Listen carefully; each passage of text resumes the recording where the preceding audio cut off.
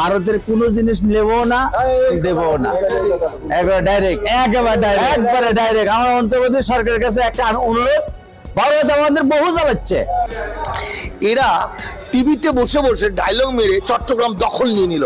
বন্ধুরা, বাংলাদেশকে ছোট ভাবার দিন শেষ। বাংলাদেশকে নিয়ে আর খেলতে পারবে না ভারত। বাংলাদেশকে বিপদে ফেলতে গিয়ে এবার নিজে গেরাকলে পড়েছে ভারত। ভারত থেকে একেবারে আলু পেঁয়াজ বন্ধ করে দিয়েছে বাংলাদেশ। বিজেপি নেতা শুভেন্দু এবং ময়ূক রঞ্জনের উল্টাপাল্টা কথার কারণে ভারতের চাষিদের অবস্থা খারাপ হয়ে গিয়েছে।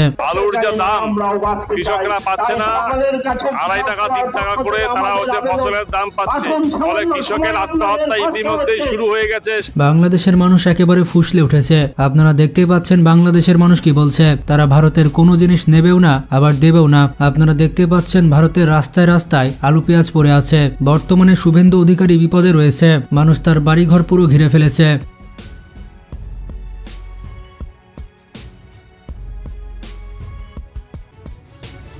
আপনারা হয়তো দেখতে পাচ্ছেন এই শুভেন্দু অধিকারী বাংলাদেশের হেফাজতকে রাজাকারের বাচ্চা বলে গালি দিচ্ছে।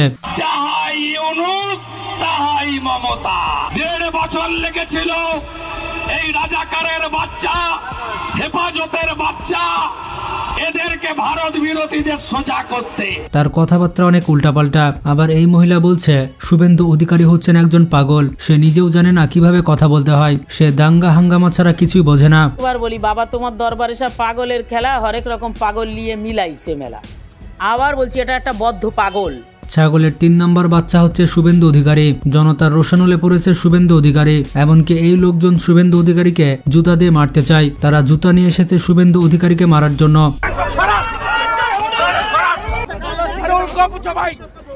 আপনি কি জুতো মেরেছেন? আপনি বিরোধী দল নেতাকে জুতো মারছেন, আপনারা আটকাচ্ছেন, জুতো মারছেন। কি ছবি বাংলার? ভারতের পার্লামেন্টে শুভেন্দু অধিকারী বাংলাদেশকে নিয়ে অনেক উস্কানিমূলক বক্তব্য দেন। তিনি মমতা ব্যানার্জিকে উদ্দেশ্য করে অনেক খারাপ খারাপ কথা বলেন। সে বলে শরীর থাকলে যেমন জ্বর জ্বালা হয়, ঠিক তেমনি একটু একটু রেপো হয়। বাচ্চা ছেলেরা একটু একটু দুষ্টামি করবেই। তার এমন খারাপ বক্তব্যের কারণে পুরো পার্লামেন্ট খেপে যায়। এরপর স্পিকার তার বক্তব্যের তীব্র নিন্দা জানায়। শরীর থাকলে যেমন জ্বর জ্বালা হয়, তেমনি একটু একটু রেপো হয়। বাচ্চা ছেলেরা একটু এই সকল অশিক্ষিত এবং বর্বর মানুষ কিভাবে পার্লামেন্টের সদস্য হয় আমি বুঝি না। তার কাছে একজন মেয়ের রেপ কিছুই না, এটা একটা সাধারণ ব্যাপার। তার মেয়ের সাথে এমনটা হলে সে কি বলতে পারতো এমন কথা? শুভেন্দুর এরকম বক্তব্যের কারণে তার বিরোধী দল তৃণমূল অনেক খেপে যায় এবং তৃণমূলের লোকজন তাকে জুতাপিটা করে। মানুষ শুভেন্দুর উপরে এতটাই খেপে যায় যে সে অবশেষে নিরাপত্তার জন্য একটি থানাতে আশ্রয় নেয়। এরপর তিনি পুলিশের উপর সম্পূর্ণ নির্ভরশীল হয়ে পড়েন। পশ্চিমবঙ্গের মানুষ এখন খেপে গিয়েছে। রাস্তায় রাস্তায় মানুষ শুভেন্দুকে দেখতে পারছে না, তাকে সবাই পাগল বলে ডাকছে। তার বাংলাদেশ বিরোধী বক্তব্যের জন্য বাংলাদেশের এখন আর ভারতে যাচ্ছে না।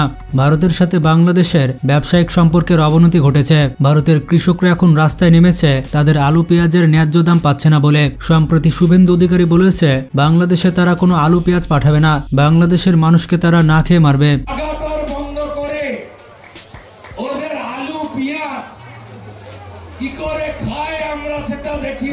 কিন্তু কথায় আছে অন্যের জন্য গর্ত খুললে সে গর্ততে নিজেকে পড়া লাগে। ভারতের অবস্থা হয়ে গেছে ঠিক তেমনি।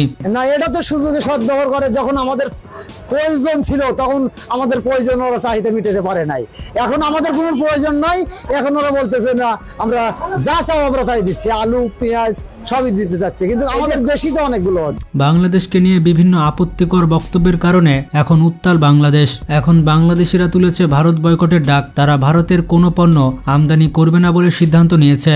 না, এখন আমাদের ভারতের বীজের কোনো দরকার নাই। দেশি পণ্য হাজার হাজার মন আমদানি হচ্ছে, নিজেরাই আবাদ করা হচ্ছে, বাইরের পেঁয়াজের কোনো প্রয়োজন নেই। হ্যাঁ, ইনশাল্লাহ আমাদের বাংলাদেশ বাইরের পেঁয়াজ ছাড়া চলবে এবং এমনকি স্টকেও হয়ে যেতে পারে। এত পেঁয়াজ আমাদের দেশের হয়ে গেছে। আর এরই মধ্যে রপ্তানির অভাবে ভারতীয় কৃষকেরা তারা যে আলু পেঁয়াজ উৎপাদন করেছে সেগুলোতে পচন ধরতে শুরু করেছে।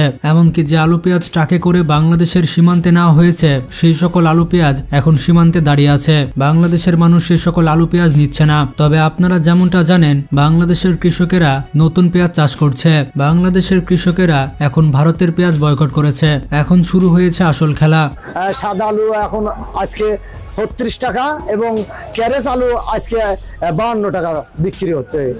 আমাদের দেশের জিনিসই আমরা চাহিদা মতো আমরা পাচ্ছি, আচ্ছা। নতুন জিনিস পাচ্ছি, তাহলে ভারতের কোনো জিনিসের দরকার নাই। দাম কি নতুন পেঁয়াজের দাম কমার সম্ভাবনা আছে কি নেই?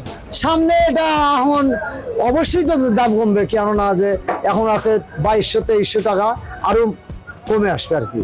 আপনারা দেখতেই পাচ্ছেন এটি হচ্ছে নতুন পেঁয়াজের বাজার। এই নতুন পেঁয়াজগুলো কেমন বিক্রি হচ্ছে এবং নতুন পেঁয়াজের বাজার কেমন এই সম্পর্কে জানাচ্ছে এই ব্যক্তি। কি পরিমাণ আমদানি? আমাদের সুজানগরে মাত্র তো পেঁয়াজ আমদানি শুরু এখনো এর দ্বিগুণ পেঁয়াজ ওঠা শুরু হবে এবং আগামীতে আরো অনেক বেশি পেঁয়াজ উঠবে। যে মাত্রা দেখতে পাচ্ছেন পুরো মাত্রা ভরপুর হয়ে যায়, মোটামুটি আরো এক সপ্তাহের মধ্যে এর দ্বিগুণ পেঁয়াজ হয়ে যাবে। দ্বিগুণ পিস হয়ে যাবে মানে আমি যতটুকু জানি 60-70 গাড়ি পর্যন্ত মিনিমাম 50-60-70 গাড়ি মিনিমাম হবে আমদানি হয়ে থাকে। হ্যাঁ, আজকে প্রায় 20 গাড়ি পার হবে আজকে। আপনারা দেখতেই পাচ্ছেন চারিদিকে কত পেঁয়াজ রয়েছে এবং আরো নতুন নতুন পেঁয়াজ আসছে।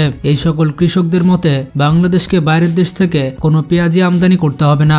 যদি বাংলাদেশের সরকার যথাযথ পেঁয়াজ সংরক্ষণের ব্যবস্থা করে তাহলে এই পেঁয়াজগুলো সারা বছর বাজারে থাকবে। আসলে আমাদের দেশে যথেষ্ট পরিমাণে পেঁয়াজ উৎপাদন হয়ে থাকে, তবে সেগুলোর যথাযথ সংরক্ষণ ব্যবস্থা নেই, যার কারণে অনেক পেঁয়াজ পচে যায়। তো এই দিকে সরকারকে খেয়াল রাখতে হবে।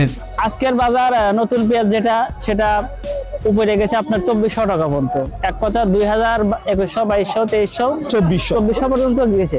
সাইজের উপরে দাম, সাইজের উপরে, জি, কালারের উপরে সাইজের উপরে দাম। ভাই পুরাতন পেঁয়াজের কিছু আছে, এটা কেমন বাজার? পুরাতন পেঁয়াজ কিনা হয়েছে আজকে এই রেট একটু বেশি, এটা 2700-2800 টাকা পর্যন্ত কিনা হয়েছে। 3000 কে আছে কিছু বাজার? 3000 দুই একটা কিনা হয়েছে, একটা ভালো যেটা এক কথা, যেটা একদম ভালো, এগুলো এখন গাছ হয় নাই। এবছর কৃষকরা বলছে যে নতুন পেঁয়াজে লস খাচ্ছে, কেমন দাম হলে কৃষকরা মোটামুটি বাঁচবে? মোটামুটি 3000 টাকা হলে কৃষক একটু খুশি হইতো এবং ন্যায্য দামটাই পাইতো। সব মিলে আপনারা দেখতে পেলেন বাংলাদেশকে গ্যারাকলে ফেলতে গিয়ে এখন নিজে বিপদে পড়েছে ভারত। ভারত যদি বাংলাদেশের সাথে ভালো সম্পর্ক করতে চায় তাহলে অবশ্যই ভারতের আগ্রাসন বন্ধ করতে হবে। তো ভিডিওটি কেমন লাগলো তা কমেন্ট করে জানাবেন, ভালো লাগলে বেশি বেশি শেয়ার করতে পারেন। আজকে পর্যন্তই, ভালো থাকবেন, আল্লাহ হাফেজ।